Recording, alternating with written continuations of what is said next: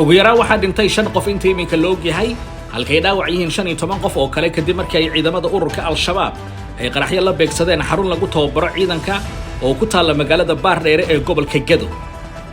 Mas'uuliyiinta wasaaradda difaaca dalka Belarus ayaa warbaahinta u sheegay inay bilaabayaan 10 maalmood oo howlgal ciidan ah, howlgalkaas oo lagu ogaanayo diyaar garowga ciidanka.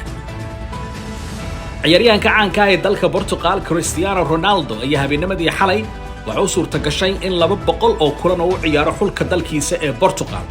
qodobadaas iyo qodobo kale ayaynu kuga haynaa warkeena hadii ee beedmo.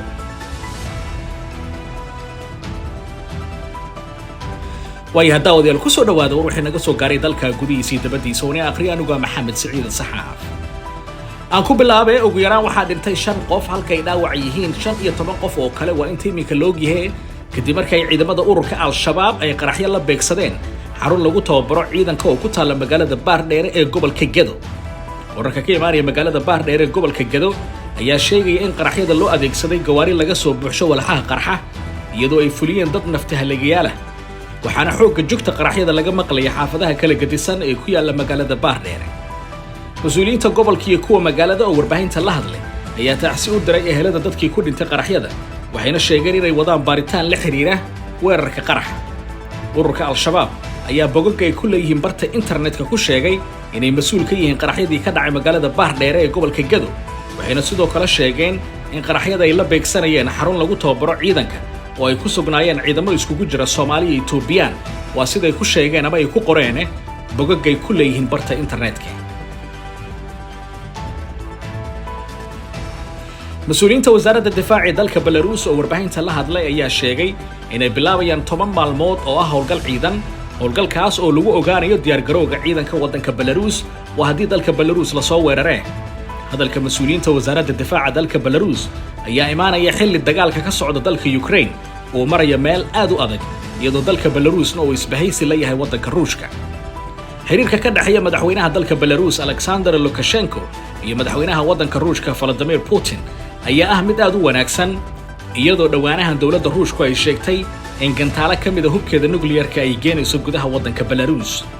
howlgalkan ciidan ee soconaya 10 maalmood ee ku saabsan diyaar garowga iyo isbaabulka ciidanka waddanka Belarus ayaa loo fasiran karaa fariin toos ah oo ku socota dawladda waddanka Ukraine iyo wadamada reer galbeedka ee taageerada siiya.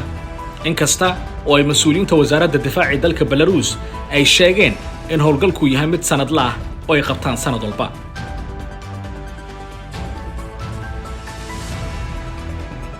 ciyaaryahanka caanka ah ee reer Portugal Cristiano Ronaldo ayaa habeennimadii xalay waxa uu suurta gashay in 200 oo kulan ciyaareed oo u ciyaaro xulka kubadda cagta dalkiisa ee Portugal waxayna ka dhigaysaa ciyaaryahankii ugu horeeyay ee taariikhda sameeya. bogga Twitter-ka ee xulka qaranka dalka Portugiiska ayaa soo qaatay 2 sawir oo muujinaya sidoo ciyaaryahan Cristiano Ronaldo ku bilaabay ciyaaraha xulka qaranka Portugal iyo maanta halkay wax u marayaan. ciyaaryahan Cristiano Ronaldo oo ka mid ah ciyaaryahanada galay taariikhda kubadda cagta adduunka marka loo fiiriyo magaca uu sameeyay horyaalada uu ka ciyaaray naadiyada uu matalay iyo waliba guulaha shakhsi ahaan iyo koox ahaanba uu kaga dhex muuqdo bahda ciyaaraha ayaa hadda u muuqda in gabagabo ay sii marayaan maalmihiisa ciyaaraha kubadda cagta. ciyaaryahan Cristiano Ronaldo ayaa goolka guusha u dhaliyay xulka Portugiiska ayna 1-0 kaga adkaadeen kooxda dalka Iceland kulan ka tirsanaa kulamadii reebka loogu soo baxayo ka qayb qaadashada tartanka kubadda cagta 2024 ee wadamada qaaradda Yurub.